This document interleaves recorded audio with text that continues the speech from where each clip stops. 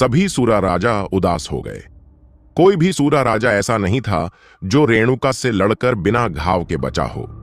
सूरा आकाश मोनक के चारों ओर की जगह टूटने लगी, बिखरने लगी और फिर नए सिरे से बन रही थी।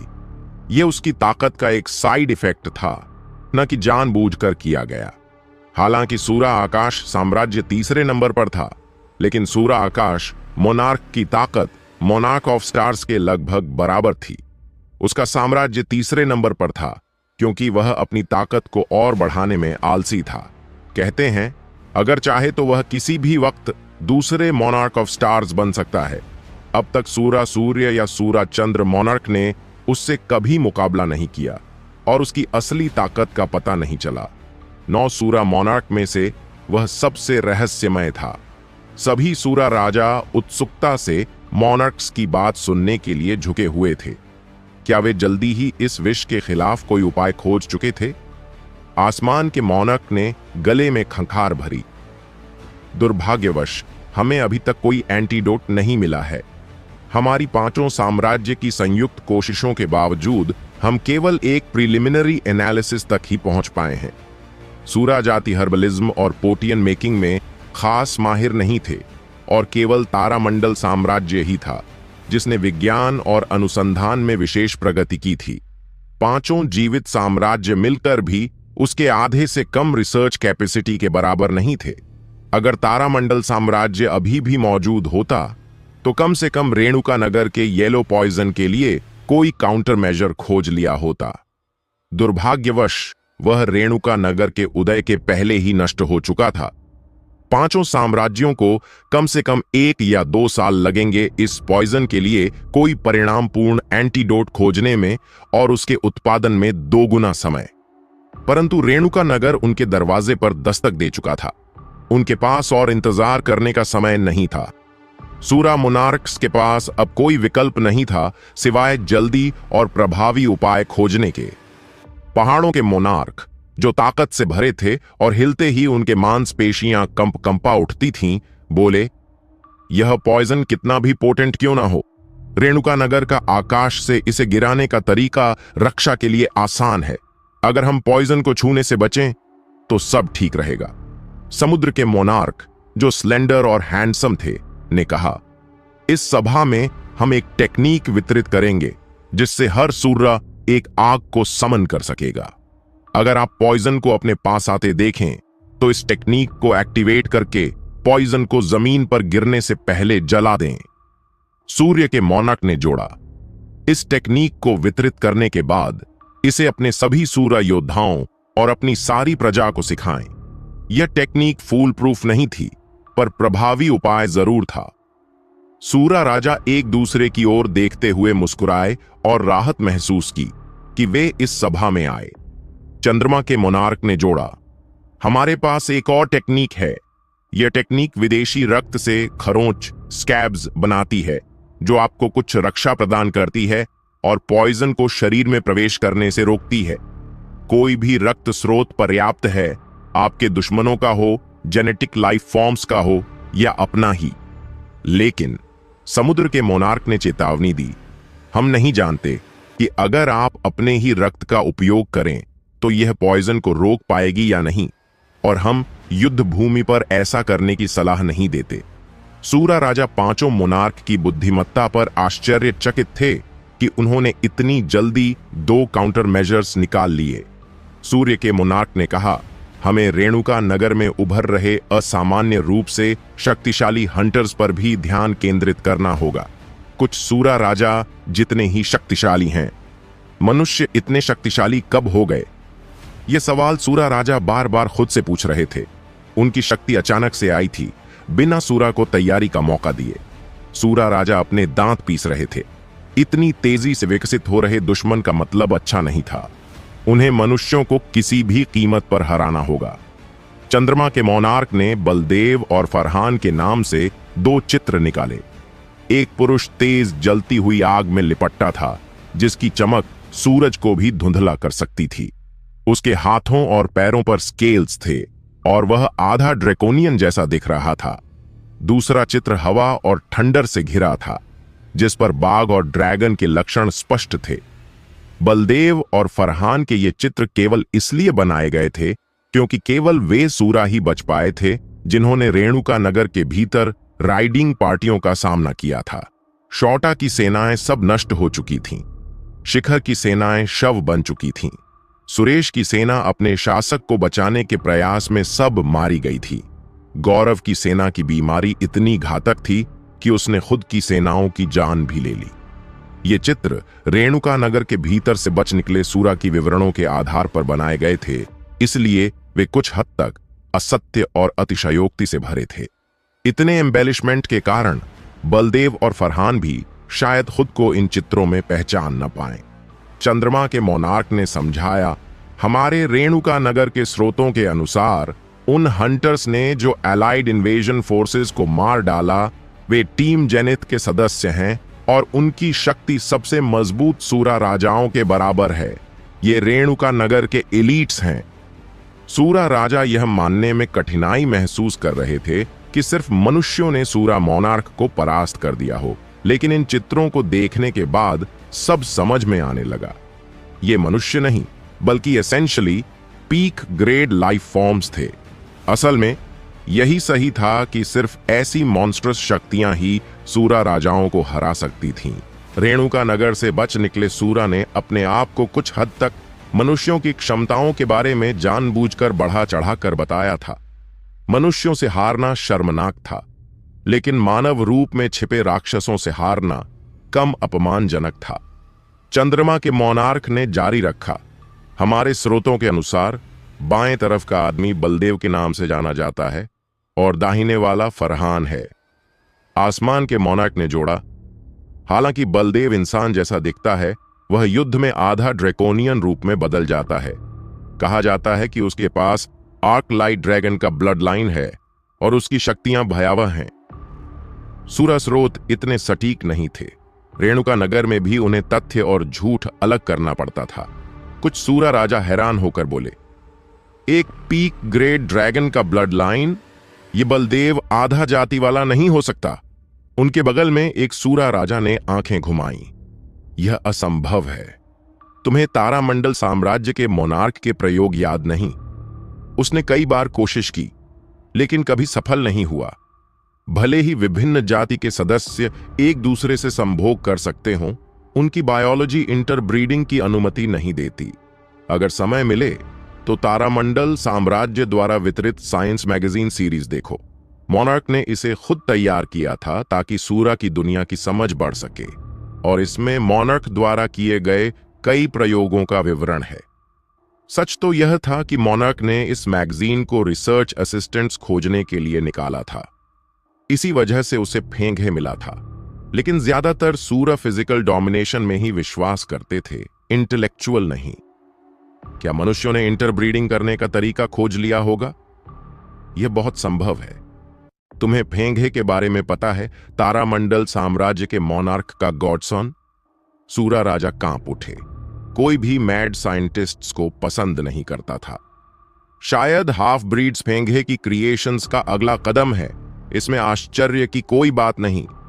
चंद्रमा के मोनार्क ने दोनों चित्रों को ऊपर उठाते हुए कहा, हम मोनार्क भी इस विचार से सहमत हैं।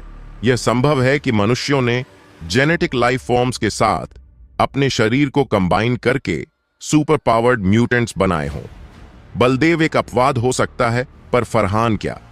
हमारे सभी आई विटनेसेस ने उसे हवा और थंडर के साथ ड्यूअल एलिमेंटल अट्यूनमेंट्स वाले ड्रैगन टाइगर में बदलते देखा है। मैंने कभी ऐसा जीव नहीं सुना, लेकिन यह पीक ग्रेड या उससे भी ऊपर है।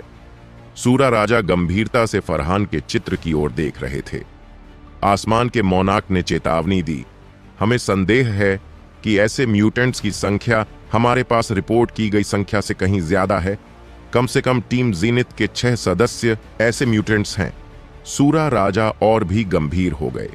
वे रेणुका नगर के मनुष्यों को मनुष्य की तरह नहीं देख सकते थे। वे म्यूटेंट्स थे, अपनी एक नई जाति। बेशक अगर बलदेव और फरहान को ऐसी बात पता चलती तो वे जोर से हंस पड़ते। जब सूरा जाति येलो विश से निपटने की योजना बना रहे थे, तब दक्ष ने तारामंडल सम्राट द्वारा छोड़े गए नक्शे को छोड़ दिया था। उसने तय किया कि वह अपने पूर्व जीवन की यादों के आधार पर खुद इस क्षेत्र की खोज करेगा। आखिरकार 1.5 महीने बाद उसने बिल्कुल कुछ भी नहीं पाया। दक्ष के पास दूसरे क्षेत्र में डिजास्टर ग्रेड लाइफ फॉर्म्स की यादें अधूरी और बिखरी हुई थीं। वह अपने पूर्व जीवन में इतनी जल्दी ऐसे जीवों का सामना करने के काबिल नहीं था। उसके पास जानकारी बहुत कम थी। दूसरे क्षेत्र में डिजास्टर ग्रेड लाइफ फॉर्म्स के बारे में अभी तक कोई व्यापक जानकारी सार्वजनिक नहीं हुई थी और कोई भी शिकारी उन्हें ढूंढकर हराने की स्थिति में नहीं था। इसके अलावा ये जीव अक्सर अपने आवास खतरनाक क्षेत्रों में बनाते थे जहां शिकारी जाने की हिम्मत नहीं करते। बिना विस्तृत जानकारी के उनके निवास और शिकार के स्थान को खोज पाना मुश्किल था। प्राकृतिक रूप से इनके सामने आने का इंतजार करना बहुत समय और ऊर्जा मांगता। अंत में दक्ष के पास कोई चारा न बचा। उसने तारामंडल सम्राट के नक्शे को फिर से निकाला और अगली मंजिल के लिए निकल पड़ा। नक्शे के अनुसार माउंट मुलान में एक ऐसा ही जीव था। रास्ते में दक्ष कई प्राइमरी एलियन जातियों से मिला, पर उसने उनसे बातचीत करने की बजाय चुपके से उनसे बचते हुए सीधे पहाड़ की ओर बढ़ना जारी रखा। पर दुर्भाग्य से वहां भी उसे केवल एक पीक ग्रेड लाइफ फॉर्म ही मिला। हालांकि वह जीव बहुत खास दिख रहा था। उसका शरीर सुनहरे प्रकाश से दमक रहा था, जिससे वह लगभग पवित्र सा लग रहा था। वह भेड़िए जैसा दिखता था, पर वास्तव में भेड़िया नहीं था। जब दक्ष उसके आवास के पास पहुंचा तो वह विशाल चट्टान पर सोया हुआ था। दक्ष जाने ही वाला था कि अचानक वह जीव उस पर हमला कर दिया। दक्ष ने तुरंत पलटवार किया। उसकी ताकत को देखकर लड़ाई का नतीजा तय था, लेकिन असली समस्या उसके बाद आई। यह जीव आसपास रहने वाली एक प्राइमरी एलियन जाति का रक्षक देवता निकला। दक्ष ने उसे मार गिराया तो उन एलियंस का एक झुंड उग्र होकर उस पर टूट पड़ा। दक्ष बेहद चौकन्ना हो गया।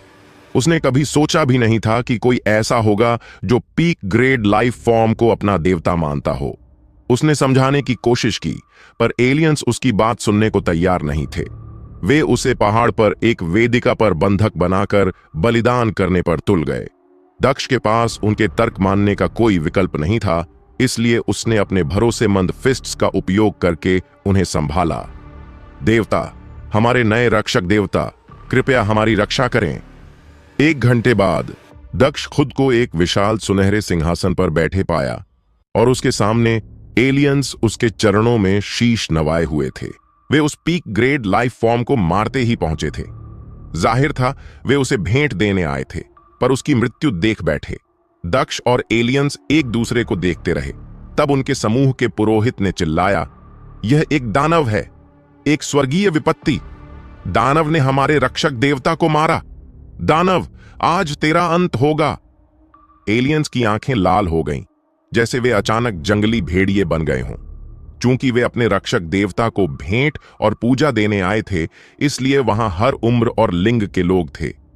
दक्ष ने भौहें तानी, क्या आप लोग ऊपर उस भेड़िए जैसे जीव की बात कर रहे हो? पुरोहित ने अपनी छड़ी जमीन पर ठोक दी। वही हमारा रक्षक देवता है, हमारी आस्था की मूर्ति। उसके होने से कोई भी हमारे गांव पर हमला करने की हिम्मत नहीं करता। दक्ष ने हैरानी से सिर हिलाया। वह समझ सकता था कि कोई ऊंची शक्ति की पूजा करे, पर कोई जेनेटिक लाइफ फॉर्म को देवता मानना उसके लिए नया था। सब लोग इस दानव पर हमला करो, तभी हमारा जनजाति सुरक्षित रहेगा, पुरोहित ने कहा। दक्ष ने सिर खुजलाया। सुनो, वह कोई देवता नहीं, बस एक जेनेटिक लाइफ फॉर्म है, और मैं दानव नहीं, एक राहगीर हूं। पर पुरोहित उसकी बातों को नजरअंदाज कर गया। उसने चिल्लाया, इस दानव को बांधो, फिर उसे पहाड़ पर बलिदान करो, तभी हम स्वर्ग की क्रोध को शांत कर सकेंगे। दक्ष ने जब देखा कि एलियंस फिर से उस पर टूट पड़े हैं, तो उसने एक सही पर कड़क चेतावनी दी। Fists of the silent sea quake. उसके मुक्कों ने पहाड़ में हलचल मचा दी और निकट के एलियंस हवा में उड़ गए। दक्ष ने अपनी ताकत को नियंत्रित किया ताकि वे केवल घायल हों, मारे नहीं जाएं। उसका चेहरा कठोर हो गया। यह चेतावनी है, और पास आए तो मैं नहीं रुकूंगा। पुरोहित ने अपनी छड़ी जमीन पर जोर से ठोंका। शैतान, तुम हमारे लोगों को कैसे चोट पहुंचा सकते हो? सब लोग, हम दानव के आगे झुकेंगे नहीं। यह स्वर्ग की परीक्षा है। एलियंस खुद को झटक कर फिर से दक्ष पर टूट पड़े। मैंने चेतावनी दी थी, दक्ष ने मुक्का मारा, और इस बार वह पूरी ताकत से था। फिस्ट्स ऑफ द साइलेंट सी, सोर। उसके हाथ से ऊर्जा की लहर निकली जो स्थान को भी विकृत कर रही थी। ऊर्जा की लहर से पहले पंक्ति के एलियंस बेहोश होकर जमीन पर गिर गए। उनके रक्त पहाड़ी चट्टानों में रिस गया। पुरोहित दंग रह गया। बाकी एलियंस भी जो सामने नहीं थे वे सहमे हुए थे। दानव, कैसे तू हमारे लोगों को मार सकता है? मैं तुझसे लड़ूंगा। एलियंस में से एक उछला और जैसे मेटियोर की तरह गिरा। बाकी एलियंस ने उसे आगे बढ़ते देखा। उनकी आंखों में फिर से उम्मीद की चमक आ गई। देखो, वह हमारे कबीले का सबसे मजबूत योद्धा है। उसके साथ दानव का अंत निश्चित है। योद्धा, उस दानव को मार डालो। Fists of the silent sea, fade. Daksh का एक भी गलत मुक्का उस योद्धा को धराशायी करने के लिए काफी था। एलियंस के चिल्लाने की आवाजें दब गईं क्योंकि उनके सबसे ताकतवर योद्धा की मौत सामने हुई। वह इतना कमजोर नहीं था, वह सूरा राजा के स्तर तक पहुंचने वाला था, पर दक्ष की तुलना में उसकी ताकत कुछ भी नहीं थी। दक्ष ने फिर पूछा, क्या तुम लोग अब भी लड़ना चाहते हो? एलियंस इतने स्तब्ध थे कि उनके पैर कांपने लगे और वे घुटनों के बल गिर पड़े। यहां तक कि पुरोहित ने भी अपनी छड़ी गिरा दी। उसका चेहरा प्रसन्न था। उसने घोषणा की, हमारे पुराने देवता ढह गए और एक नया देवता जन्मा है। एलियंस सभी जमीन पर गिरकर प्रणाम करने लगे। दक्ष के चेहरे पर सवाल थे। पुरोहित ने कहा, हमने गलती की। हमारा रक्षक देवता केवल अपना पुराना रूप छोड़कर नया रूप धारण कर चुका है। आह, हमारा देवता! एलियन जमीन पर लोटपोट होकर दक्ष की पूजा करने लगे और दक्ष की आंखें फैल गईं। यह सब क्या हो रहा था?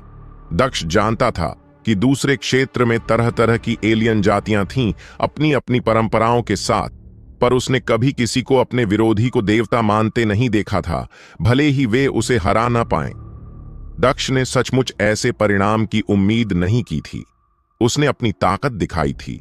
उसे एक देवता के रूप में पूजा गया और उसे सोने के सिंहासन पर बिठाया गया जो अत्यधिक चमक दमक से भरा था। उसके पास कोई विकल्प नहीं था।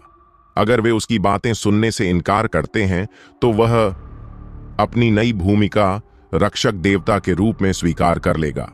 काफी कड़ी पूछताछ के बाद दक्ष ने वह जानकारी प्राप्त की जो उसे चाहिए थी। ये विदेशी आधे जानवर, मानव जैसे प्राणी जिनके चेहरे पर सफेद धारियां थीं और जो काफी ताकतवर दिखते थे, पहले दूसरे क्षेत्र में बहुत कमजोर जाति हुआ करते थे। वे खुद को बैमई कहते थे। उनके पूर्वज किसी और जाति के अधीन थे, लेकिन जब वे युद्ध में मारे गए तो बैमई बेसहारा हो गए। वे दूसरे क्षेत्र में भटकते रहे और अंततः उस पर्वत पर बसे जहां उनका रक्षक देवता रहता था। कमजोर होने के कुछ फायदे भी थे। रक्षक देवता एक पीक ग्रेड लाइफ फॉर्म था और उसे बैमई में कोई दिलचस्पी नहीं थी। साथ ही पूरा पर्वत उसकी पीक ग्रेड ऑरा से घिरा था, जिससे कोई भी जेनेटिक लाइफ फॉर्म पास नहीं आता था। इस वजह से बैमई ने यहां शरण ली। जैसे जैसे समय बीता, बैमई मजबूत होते गए क्योंकि उनका वातावरण उनके विकास के अनुकूल था। वे आसपास शिकार करते और अपने शिकार का श्रेष्ठ हिस्सा अपने रक्षक देवता को देते थे। यह पीक ग्रेड लाइफ फॉर्म इस समझौते को स्वीकार करने के लिए काफी बुद्धिमान था। वह पर्वत के शिखर पर आराम करता रहता और मुफ्त भोजन के बदले इस व्यवस्था को स्वीकार करता। वर्षों के साथ बैमई और भी मजबूत हुए, यहां तक कि वे कुछ फाइटर्स बना सके जो सूरा किंग्स के स्तर के करीब थे। हालांकि वे अपनी नई ताकत से अनजान थे। जब उन्हें दक्ष से हार मिली, जो उनके पुराने रक्षक देवता से भी ज्यादा मजबूत था, तो वे स्वाभाविक रूप से फिर से समर्पित हो गए। दक्ष को यह जाति पसंद आई क्योंकि वे तब तक वफादार रहेंगे जब तक वह उनसे अधिक ताकतवर रहेगा। पुरोहित ने सारे बैमई को इकट्ठा किया और जोर से कहा, आज हमारे रक्षक देवता ने अपनी पुरानी शक्ल को छोड़कर नई शक्ल धारण की है। चलो आनंद मनाएं। रक्षक देवता की कृपा जीतने के लिए बैमई ने कोई कसर नहीं छोड़ी। उन्होंने तुरंत दक्ष के लिए भव्य भोज का आयोजन किया। मेज पर हर तरह के विशेष पकवान रखे गए थे और दक्ष ने पीक ग्रेड लाइफ फॉर्म्स का मांस भी देखा। 2 बैमई महिलाएं जिनके कपड़े आधे खुले थे, उनके दोनों तरफ बैठीं, सावधानी से उन्हें शराब परोस रही थीं और छोटे छोटे टुकड़े मांस खिलाती थीं। दक्ष सिहर गया और उन्हें हटा दिया। उसने पुरोहित से पूछा, क्या आपको पता है कि आसपास कोई मजबूत लाइफ फॉर्म है जो आपके पुराने रक्षक देवता से भी ज्यादा ताकतवर हो? इस पर्वत के आसपास कोई भी ज्यादा मजबूत लाइफ फॉर्म नहीं रह सकता। हमारा रक्षक देवता सबसे मजबूत है, पुरोहित ने दृढ़ता से उत्तर दिया। दक्ष ने अपना चेहरा दबा लिया। उसे यकीन था कि वह गलत व्यक्ति से सवाल पूछ रहा था। पुरोहित ने प्रार्थना शुरू की, रक्षक देवता हमें जेनेटिक लाइफ फॉर्म्स के आक्रमण से, बीमारी और दुख से बचाएगा और हमारा और हमारे लोगों का संरक्षण करेगा। ओह रक्षक देवता! बैमई जमीन पर गिरकर माथा टेकने लगे। रक्षक देवता कमजोरों की रक्षा करेगा। वह हमें सहनशीलता, मानसिक स्थिरता, शारीरिक ताकत, जीवन शक्ति, वह रोशनी और गर्मी देगा जिसे हम महसूस करते हैं। पुरोहित ने आगे पढ़ना जारी रखा। दक्ष ने मुंह बनाते हुए कहा, यह किसी हद तक पूरे कबीले का मास ब्रेन वॉशिंग था। बार बार ऐसे उपदेश सुनाकर वे बैमई स्वाभाविक रूप से ताकतवर से डरते और उसकी पूजा करते बनेंगे। दक्ष के पास समय नहीं था कि वे उसकी मूर्ति बना लें, और वह निश्चित रूप से कोई देवता नहीं था। न ही वह उनके लिए कुछ देने या उन्हें सुरक्षा प्रदान करने वाला था।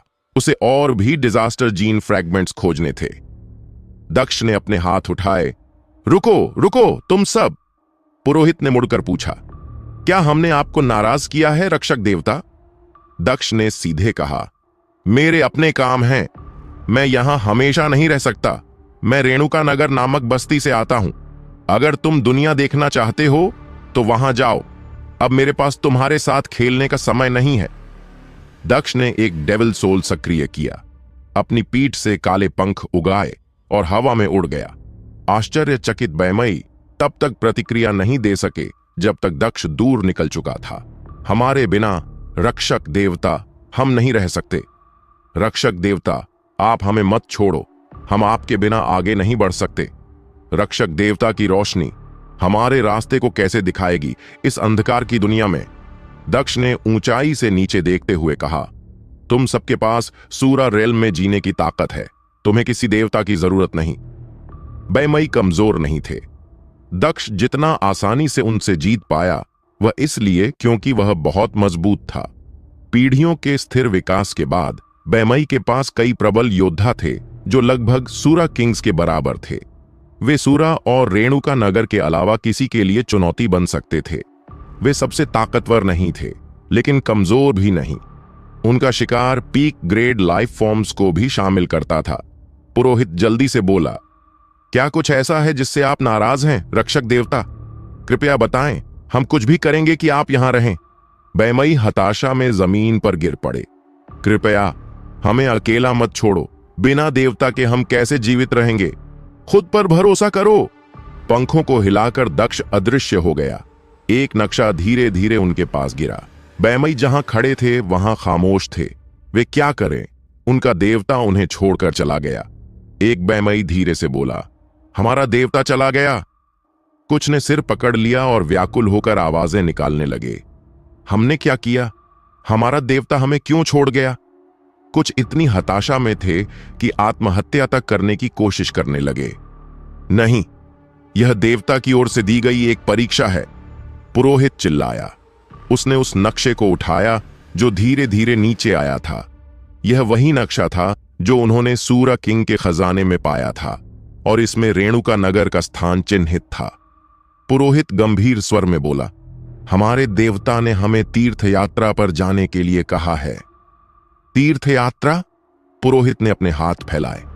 वह हमें छोड़कर आकाश की ओर लौट गया, लेकिन उसने एक परीक्षा दी है जो यह तय करेगी कि कौन उसके साथ वहां जा पाने के योग्य है। हमें इस सुरक्षित ठिकाने को छोड़कर दूसरे क्षेत्र के जंगली इलाकों में जाना होगा।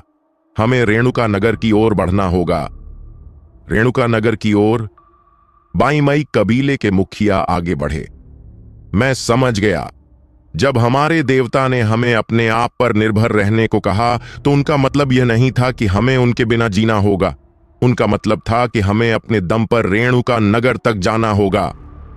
पुजारी ने हाथ में नक्शा ऊंचा किया।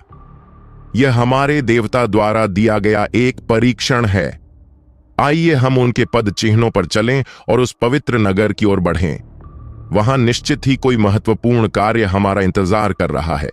इस यात्रा की सफलता हमारे कबीले का भाग्य तय करेगी। बाकी बाईमाई ने उत्साह से सिर हिलाया। वे नहीं जानते थे कि रेणुका नगर में उनका क्या इंतजार है, लेकिन वे अपने देवता के आदेश का पालन अवश्य करेंगे। पुजारी ने जारी रखा, हम रास्ते में कई कठिनाइयों और परीक्षाओं का सामना करेंगे। हम ऐसे रास्तों पर जाएंगे जहां हमने कभी कदम नहीं रखा। इतनी ऊंची चोटियां पार करनी होंगी जिन पर विश्वास करना मुश्किल होगा। महासागर और नदियां जिन्हें हमने कभी देखा नहीं, और ऐसे शत्रु जिनसे हम पहले नहीं मिले। हम घायल हो सकते हैं, हमारा मनोबल टूट सकता है, लेकिन यह सब हमारे देवता की ओर से दी गई परीक्षा है। जब तक हम साथ हैं, हम इन बाधाओं को पार कर लेंगे। ये बाधाएं हमें नहीं हराएंगी, इसके बजाय हमें और मजबूत बनाएंगी। पुजारी की बातें सुनकर बाईमाई की आंखें जल उठीं। अब हम रेणुका नगर की ओर बढ़ेंगे, हमारे संरक्षक देवता के पवित्र नगर की ओर, उनकी उपस्थिति की खोज में। बाईमाई ने अपना गंभीर और जोखिम भरा सफर शुरू किया। पीढ़ियों से वे उस पहाड़ में सुरक्षित थे जिसे उन्होंने अपना घर बनाया था, लेकिन दक्ष के कुछ शब्दों ने उन्हें विदा कर दिया था। सूरा क्षेत्र के गहराई में राजा की सभा जारी थी। सूरा राजाओं के चेहरे उधड़े हुए थे। रेणुका नगर ने सूरा के खिलाफ एक ताकतवर विष विकसित किया था, और यहां तक कि उन्होंने म्यूटेंट हाफ ब्रीड भी बना लिए थे। कोई सामान्य सूरा साम्राज्य इतनी नवाचार नहीं कर पाया था। सूर्य के सम्राट ने कहा, रेणुका नगर में अधिक से अधिक विदेशी जातियां जमा हो रही हैं, जिनमें से कुछ सूरा राजाओं के बराबर लड़ाकू शक्ति रखती है। जितना अधिक हम इंतजार करेंगे, उतने ही अधिक एलियन रेणुका नगर पहुंचेंगे, और यह युद्ध हमारे लिए और अधिक अनुकूल नहीं होगा। आसमान के सम्राट ने कहा, कम से कम हम रेणुका नगर की अपनी सेनाओं के बारे में जानते हैं, और उन्होंने चंद्र सम्राट की ओर इशारा किया। रेणुका नगर की अग्रिम सेना पाषाण आत्माएं नामक जाति से है, जो एक शक्तिशाली घुमंतु जनजाति है, जिनके कारनामे 10,000 साल पहले से ही प्रसिद्ध थे। तब भी उनके योद्धा सूरा राजाओं के बराबर थे, और उनकी संयुक्त शक्ति हमारे सूरा साम्राज्यों के बराबर थी। हालांकि उनके सूरा साम्राज्य से कभी युद्ध करने के रिकॉर्ड नहीं हैं, और हम उनकी क्षमताओं का ठीक से अंदाजा नहीं लगा पाए। समुद्र के सम्राट ने जोर दिया, फिर भी हमें यकीन है कि पाषाण आत्माओं में इतनी ताकत है कि वे एक सामान्य सूरा साम्राज्य को मिटा सकते हैं। हमारे प्राचीन रिकॉर्ड के अनुसार कुछ सूरा साम्राज्य पाषाण आत्माओं से भिड़े थे। उन सूरा साम्राज्यों के नाम और पहचान समय के साथ खो गई, लेकिन पाषाण आत्माएं 10,000 वर्षों से बनी हुई हैं। 10,000 साल पहले पाषाण आत्माएं सूरा से मुकाबला करने को तैयार नहीं थीं, लेकिन हमें नहीं पता कि तब से क्या हुआ है। उनकी वापसी अब 10,000 साल बाद उन्हें पहले से कहीं अधिक शक्तिशाली दुश्मन बना सकती है। चंद्र सम्राट ने कहा, पाषाण आत्माओं के शरीर चट्टानों से बने हैं, और वे दुर्लभ अयस्क खनिज और धातुओं का सेवन करके अपने शरीर को मजबूत और अपग्रेड कर सकते हैं। धरती द्वारा प्रिय वे अनंत रूप से मिट्टी और चट्टान से पुनर्जनित हो सकते हैं, जब तक कि उनके कोर न टूटें। सबसे महत्वपूर्ण बात, उनकी शारीरिक रक्षा असाधारण है, और हमारे पास केवल कुछ चुनिंदा तकनीकें हैं जो इसे तोड़ सकती हैं। आसमान के सम्राट ने निष्कर्ष निकाला, हमारे रिकॉर्ड के अनुसार सूरा राजा पहले पाषाण आत्माओं से लड़े थे। उन्होंने भारी कीमत चुकाकर उनकी रक्षा को भेद दिया, लेकिन वह रक्षा पलक झपकते ही पुनर्जीवित हो गई। सूरा राजा 2 कुख्यात सूरा राजाओं को सोचने लगे, जैसे गौरव प्रधान और सुरेश वर्मा। समुद्र के सम्राट ने कुछ पल सोचा। उनकी पुनरुत्थान क्षमताएं गौरव प्रधान जितनी नहीं हैं, सुरेश वर्मा के करीब हो सकती हैं। सूरा राजाओं ने सहमति में सिर हिलाया। गौरव प्रधान वाकई घिनौना था। सूर्य के सम्राट ने चेतावनी दी, उनकी पुनरुत्थान क्षमताएं गौरव प्रधान से कमजोर हो सकती हैं, लेकिन उन्हें मारना उतना ही मुश्किल होगा जितना गौरव प्रधान को मारना। याद रखें, जब तक आप उनके कोर को न तोड़ें, ये पाषाण आत्माएं अनंत रूप से पुनर्जनित हो सकती है। चंद्र सम्राट ने कहा। इसके अलावा रेणुका नगर में 3 अन्य विदेशी जातियां भी हैं। उनमें से 2 अक्सर शहर की रक्षा में लगी रहती हैं और युद्ध में भाग नहीं लेती। निश्चित रूप से शिलग्रद गिद्ध उनमें से एक है, लेकिन हम उनके बारे में ज्यादा नहीं जानते। शिलग्रद गिद्ध माउंट वॉनरेन के स्वदेशी हैं और वे शायद ही कभी अपनी सीमा से बाहर जाते हैं। सूरा क्षेत्र में कम से कम 10,000 जातियां हैं और सूरा सभी का व्यापक रिकॉर्ड नहीं रख सकते। चंद्र सम्राट ने कहा, हमारे रिकॉर्ड से पता चलता है कि शिलग्रद गिद्ध अपनी गति के लिए प्रसिद्ध थे। वे पहले एक मजबूत जाति थे, लेकिन किसी विपत्ति से वे काफी कमजोर हो गए। वे अब अपने युग के चरम पर नहीं हैं, लेकिन किसी कारण से उन्होंने नई क्षमताएं विकसित की हैं। शिलग्रद गिद्धों को पक्षी जीवन के झुंडों को नियंत्रित करने के लिए जाना जाता है, यहां तक कि सुपीरियर ग्रेड पक्षियों को भी। शिलग्रद गिद्धों से निपटने के लिए हमें उन झुंडों को नष्ट करना होगा जिन पर वे नियंत्रण रखते हैं। किसी हद तक शिलग्रद गिद्ध पक्षी सम्मान करता है। समुद्र के सम्राट ने सिर हिलाया। शिलग्रद गिद्ध आने वाले युद्ध में अनमोल स्काउट होंगे। हमें क्षेत्र में जो भी पक्षी दिखें उन्हें मारना होगा। सूरा राजाओं के चेहरे पीले पड़ गए। वे सोच रहे थे कि मानव हाफ ब्रीड रेणुका नगर का ताश होगा, लेकिन रेणुका नगर के पास लगातार नई ताकतें थीं। उनके पास येलो विश था, हाफ ब्रीड म्यूटेंट थे, शक्तिशाली और बहुमुखी विदेशी जातियां थीं, जिनमें से कुछ ने हाल ही में नई शक्तियां प्राप्त की थीं और कुछ हजारों वर्षों की नींद से जागे थे। कुछ सूझबूझ वाले सूरा राजाओं ने स्वाभाविक प्रश्न पूछा, इतनी शक्तिशाली जातियां रेणुका नगर के अधीन क्यों हैं? पाषाण आत्माओं को सूरा साम्राज्य से लड़ने की क्षमता थी और शिलग्रद गिद्धों ने भी नई शक्तियां विकसित की थीं। दोनों जातियां स्वतंत्र अस्तित्व के लिए बहुत कुछ कर सकती थीं, फिर भी उन्होंने रेणुका नगर के अधीनता स्वीकार कर ली। वे ऐसा क्यों कर रहे थे? रेणुका नगर के राज्यपाल ने उन्हें क्या दिया होगा? सूर्य के सम्राट का चेहरा गंभीर हो गया। यह हमारे चर्चा का तीसरा और सबसे महत्वपूर्ण बिंदु है। रेणुका नगर के राज्यपाल दक्ष से सावधान रहें। चंद्र सम्राट ने कहा, हमारे स्काउट्स की रिपोर्ट के अनुसार यही उन्होंने तारामंडल के सम्राट को हराया था। वह हमारे स्तर पर लड़ सकता है। ये रिपोर्टें शायद बढ़ा चढ़ाकर बताई गई हों, लेकिन हम मानते हैं कि आप में से कोई भी अकेले उसके मुकाबले में नहीं टिक पाएगा। यदि आप उसका सामना करें तो उससे लड़ने की कोशिश न करें। तुरंत हमें सूचित करें और हमें पांचों मिलकर उसका सामना करना होगा। सभी सूरा राजा गहरी सांस लेने लगे। पांचों सूरा सम्राट एक साथ उसका मुकाबला करेंगे? सूर्य के सम्राट ने दोहराया, रेणुका नगर एक गंभीर खतरा है जिसे किसी भी कीमत पर खत्म करना होगा। उनके द्वारा विकसित विष के कारण वे निश्चित रूप से हम पर आक्रमण जारी रखेंगे। हमारे पास केवल 2 रास्ते हैं, छिपना या अपनी सच्ची ताकत जुटाना। आइए सूरा क्षेत्र के सभी जीवों के दिलों में डर बिठाएं। उन्हें हमारी महिमा के सामने कांपना होगा। पांचों सूरा सम्राट एक साथ खड़े हुए। सूरा सदैव अमर रहेगा। सूरा राजाओं ने सिर झुकाकर प्रार्थना की, आसुरा हमारी राह दिखाए। वे सामने नहीं बल्कि उनके पीछे खड़े आसुरा की मूर्ति को देखते थे। उनकी फर्वेंट प्रार्थनाएं राजा की सभा का अंत और एक महान युद्ध की शुरुआत थीं। समुद्रवासी एक विदेशी जाति थे जो समुद्र के किनारे बसे थे। तारामंडल सम्राट की जानकारी के अनुसार वहां आसपास एक पीक या उससे भी उच्च स्तरीय लाइफ फॉर्म मौजूद थी, जिसे समुद्रवासी अपने रक्षक देवता के रूप में पूजते थे। दक्ष ने बैमाई के साथ अपनी पिछली भयंकर अनुभव के बाद बेतुका समय बर्बाद करने और अनगिनत दुश्मनों का निस्सार्थक कत्ल करने की सोच से कांप उठा। इस बार यदि उसे पता चला कि यह कथित रक्षक देवता केवल एक पीक ग्रेड लाइफ फॉर्म है, तो वह तुरंत ही वहां से निकल जाएगा, इससे पहले कि कोई उसे रोक सके।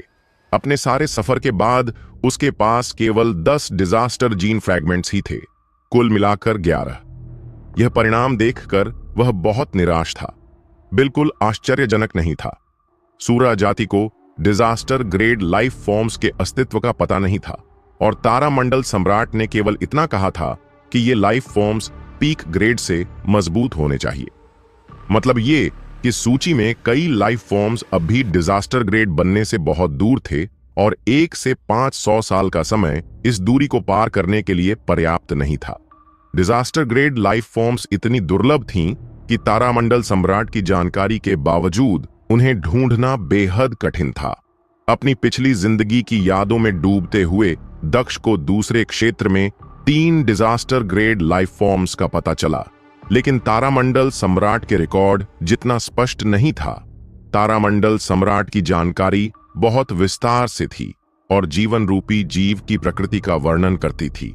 दक्ष की यादें अस्पष्ट और अधूरी थीं और उसने उनमें से एक स्वर्णिम गरुड़ को तब मार दिया था जब वह पूरी तरह डिजास्टर ग्रेड नहीं बना था।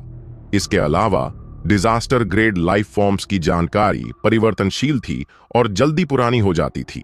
बिना विशेष सूचना के उनके आवास और शिकार क्षेत्रों का पता लगाना मुश्किल था और दक्ष के लिए हमला करना असंभव। तारामंडल सम्राट की जानकारी कुछ समय पहले एकत्रित की गई थी, लेकिन कम से कम उसने एक शुरुआत तो दी थी। सच में दक्ष ने केवल तारामंडल सम्राट की सूची की वजह से ही 2 सिर वाली डिजास्टर ग्रेड मकड़ी को पाया था। हालांकि उसे यकीन नहीं था कि वह कितने डिजास्टर ग्रेड लाइफ फॉर्म्स पाएगा, लेकिन उसके पास कोई दूसरा रास्ता नहीं था। दक्ष समुद्रवासी के गांव की ओर बढ़ा, जो समुद्र के बिल्कुल किनारे बसा था। वहां के मकान जर्जर थे और गांव समृद्ध नहीं लग रहा था। एक छोटी दुबली समुद्र कन्या गांव से भागती हुई निकली। यह दक्ष का पहली बार था जब उसने ऐसे जीव को देखा।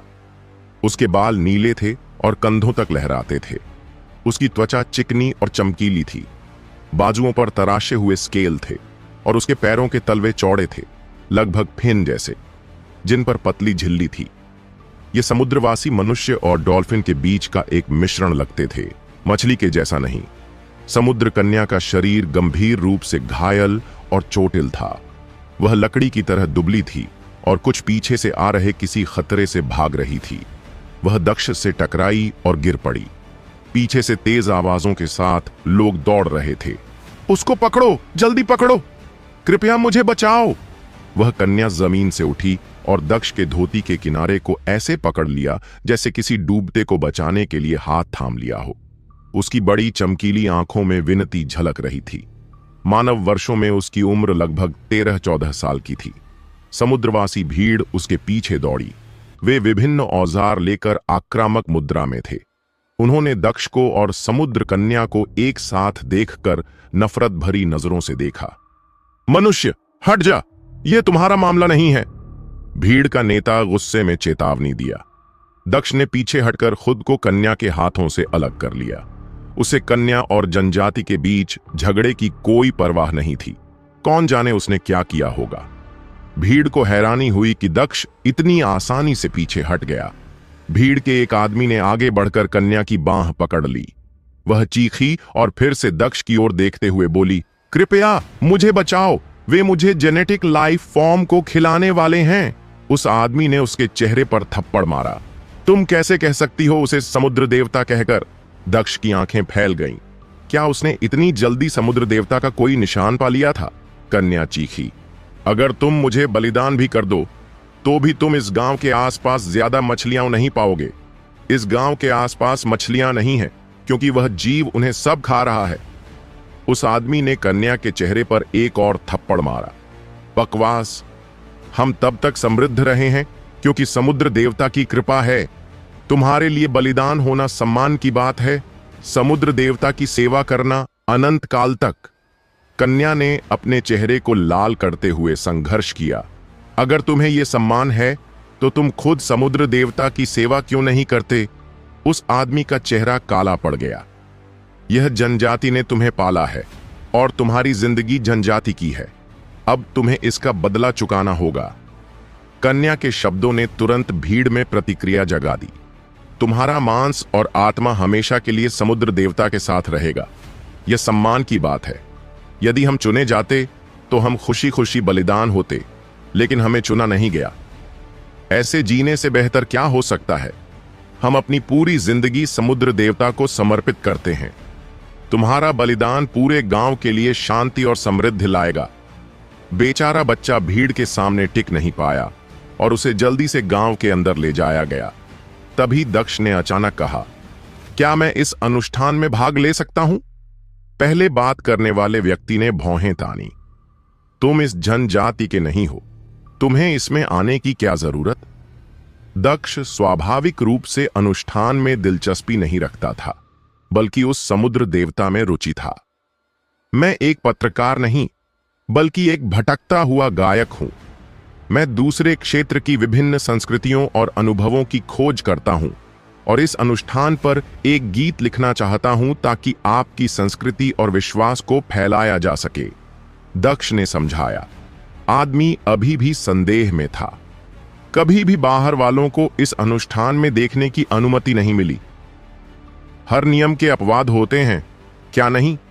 आदमी ने बेपरवाही से हाथ हिलाया। जाओ, दक्ष ने अपने हाथ फैलाए। ठीक है, अब मैं अपनी पहचान छिपाऊंगा नहीं। मैं खुद इस समुद्र देवता का भक्त हूं।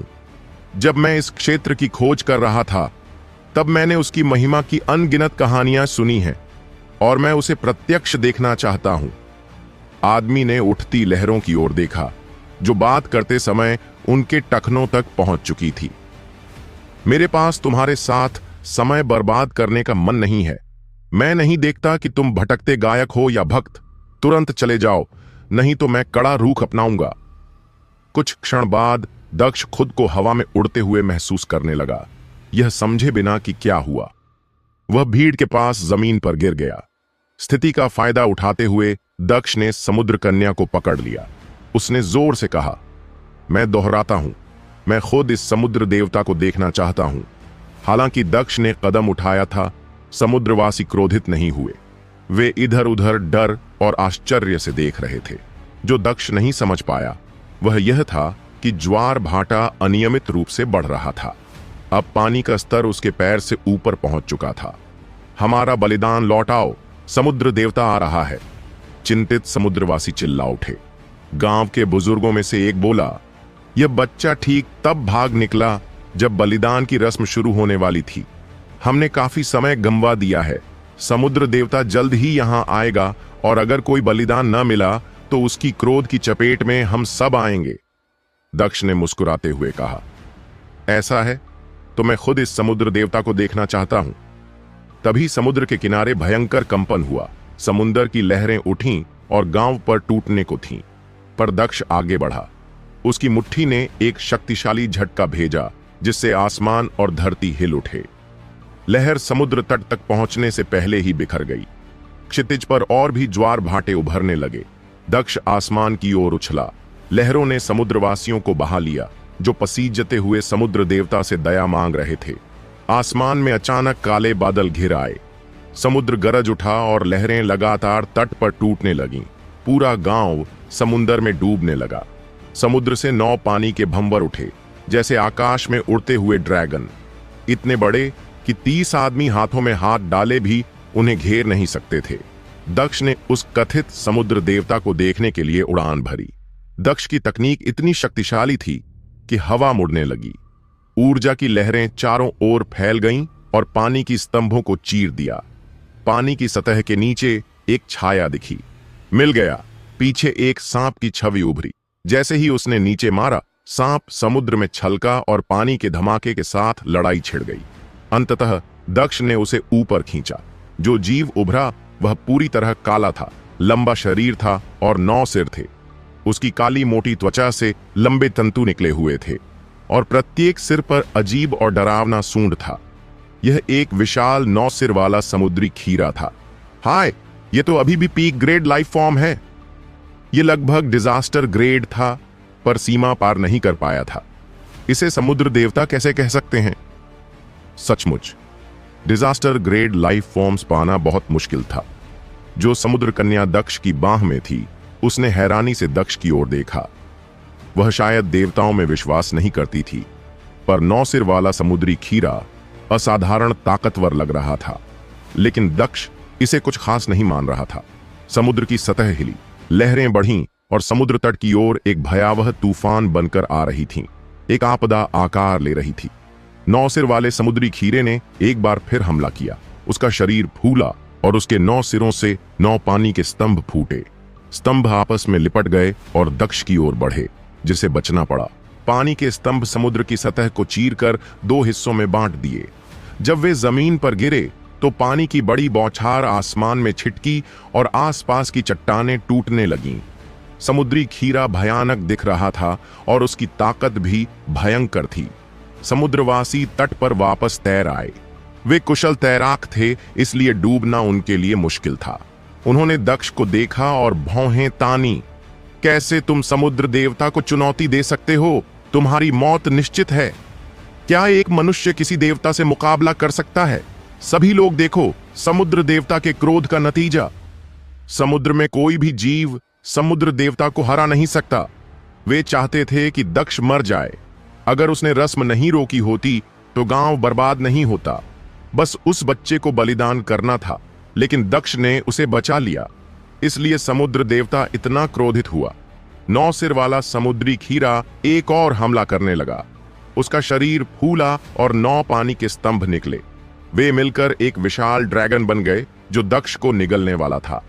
दक्ष ने बचने की बजाय तलवारें निकाल ली, इतनी तेज चालें चलकर कि कोई भी उसकी हरकत पकड़ न सका। दक्ष ने ड्रैगन को काट दिया। उसके हाथों और बाजुओं पर तराजू उभर आए और वह पल भर में ड्रैगन वोल्फ में बदल गया। 9 सिर वाले समुद्री खीरे ने और भी लहरें उठाईं। ऊर्जा दक्ष के शरीर से लहरों की तरह निकली, तलवार की धार को तेज करते हुए। ऊर्जा के झटकों ने क्षेत्र को सुनामी की तरह हिला दिया, सब कुछ निगल लिया और लहरों की शक्ति छीन ली।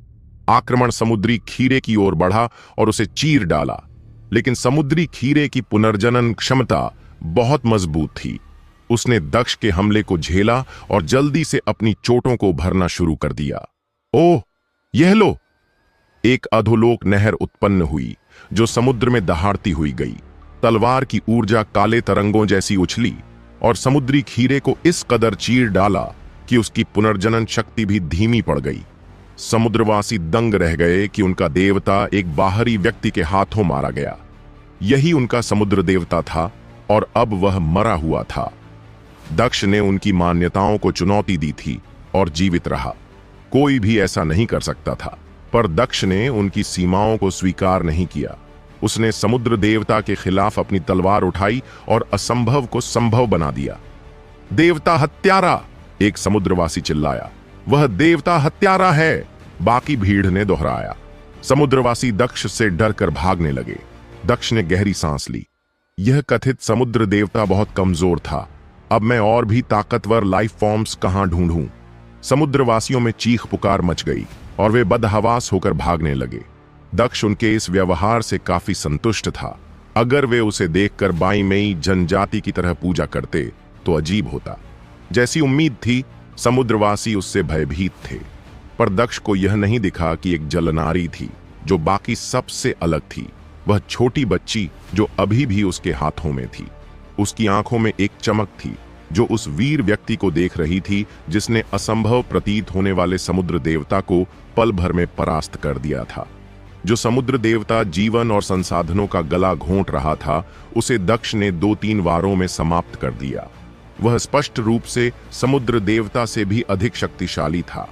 यदि वह उस व्यक्ति से कुछ भी सीख पाती तो उसका जीवन सुरक्षित हो जाता। दक्ष अब इस बात का आदी हो चुका था कि उसे डिजास्टर ग्रेड लाइफ फॉर्म नहीं मिल रहे थे, इसलिए वह अब निराश नहीं होता। वास्तव में अब तो उसे तारामंडल सम्राट की दी गई जानकारी पर भी संदेह होने लगा था। वह समुद्र की सतह पर मंडराते हुए बच्ची को छोड़ने ही वाला था कि तभी पीछे से आवाज आई। रुकिए! उस झलकन्या ने पुकारा। कृपया मुझे अपने साथ ले चलिए। वह बच्ची उम्र से छोटी थी, पर अत्यंत समझदार। वह जानती थी कि अब वह गांव में नहीं रह सकती। अगर भाग्य अच्छा रहा तो बस जलवासी उसे जिंदा जला देंगे, और वह रहना भी नहीं चाहती थी। जो लोग बलिदान देने को तैयार थे, उनके साथ रहने का क्या अर्थ था? अब उसे बचा सकता था तो सिर्फ दक्ष। दक्ष ने उसके शब्दों को अनसुना करते हुए उड़ान भरने की कोशिश की। मुझे कई शक्तिशाली जीवनों के ठिकाने मालूम हैं, बच्ची चिल्लाई। दक्ष रुक गया। वह बोली, यहां कई शक्तिशाली जीव रहते हैं और वे इस समुद्र देवता से भी कहीं ज्यादा ताकतवर हैं। जब उसने देखा कि दक्ष रुक गया है, तो उसने राहत की सांस ली। उसे लगा उसने सही दांव खेला। उसे नहीं पता था कि दक्ष इन जीवों की तलाश क्यों कर रहा है, लेकिन वह यह अंदाजा लगा चुकी थी कि शायद वही उसका लक्ष्य है। अगर वह अपनी जानकारी प्रकट करती तो शायद दक्ष उसे साथ ले लेता। अगर वह गलत साबित होती तो उसकी स्थिति वैसे भी खराब ही थी, पर अगर वह सही होती तो उसकी दुनिया बदल सकती थी। दक्ष ने शक भरी नजरों से उसकी ओर देखा। तुम पर विश्वास क्यों करूं बच्ची? सच कहें तो दक्ष उसके प्रस्ताव से आकर्षित हो गया था। तारामंडल सम्राट की जानकारी ज्यादा कारगर नहीं निकली थी, और अगला डिजास्टर ग्रेड लाइफ फॉर्म कब मिलेगा इसकी कोई गारंटी नहीं थी। वह बच्ची उसके लिए एक नया मौका हो सकती थी। उसे अब तक नहीं पता था कि दूसरे रेल्म का जमीन से समुद्र कितना बड़ा था, पर यह जरूर तय था कि समुद्र की गहराइयों में ज्यादा शक्तिशाली जीवन होते हैं। गहरे समुद्र में जल बर्फ जैसा ठंडा होता है, और वहां जीवों को हर क्षण भारी दबाव सहना पड़ता है। जितना गहरा समुद्र उतना ताकतवर जीव। अगर जमीन पर कोई डिजास्टर ग्रेड लाइफ फॉर्म न मिले तो समुद्र कोई बुरा विकल्प नहीं था। बच्ची बोली, एक विशाल भंवर के केंद्र में एक राक्षसी जीव है, एक और समुद्र में लोहे जैसा दैत्य, और तूफानी समुद्र हमेशा तूफानी क्यों रहता